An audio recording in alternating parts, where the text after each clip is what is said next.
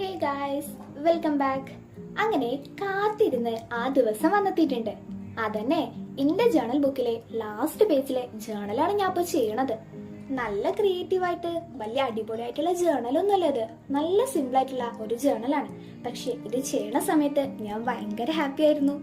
കാരണം ഞാൻ ജേണലിനെ കുറിച്ച് അറിയുന്ന സമയം മുതലേ എന്റെ കയ്യിലുള്ള ഒരു ഡയറിയാണ്. എന്നുവെച്ചാൽ എന്റെ ആദ്യത്തെ ഒരു ജേണൽ ബുക്കാണിത്.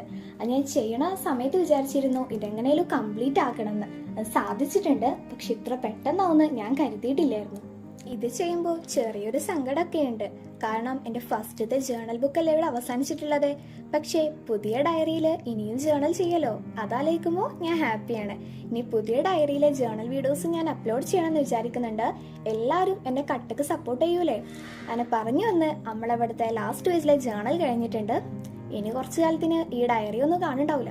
അപ്പൊ ശരി.